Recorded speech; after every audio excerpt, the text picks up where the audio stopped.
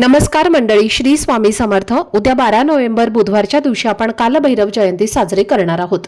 या दिवसाला कालाष्टमी असंही म्हटलं जातं।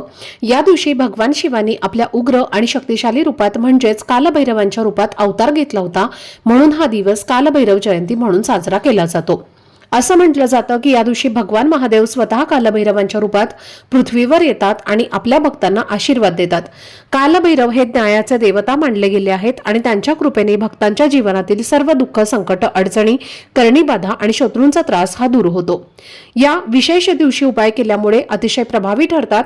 तर उद्या तुम्हाला 7 लवंगा आणि 1 लिंबाचा एक सोपा पण अत्यंत शक्तिशाली उपाय करायचा आहे। हा उपाय केल्याने शत्रूंचा नाश होतो, तो तुमच्यापासून दूर राहतो आणि काही वेळेला स्वतःहून येऊन माफी। तर हा उपाय नेमका कसा करायचा, कोणत्या वेळी करायचा याची संपूर्ण माहिती मी एका खास व्हिडिओमध्ये दिलेली आहे। तो व्हिडिओ पाहण्यासाठी या व्हिडिओच्या खाली जो छोटासा त्रिकोण दिसत आहे त्यावरती क्लिक करा, म्हणजे संपूर्ण माहिती तुमच्यापर्यंत पोहोचेल। धन्यवाद। श्री स्वामी समर्थ।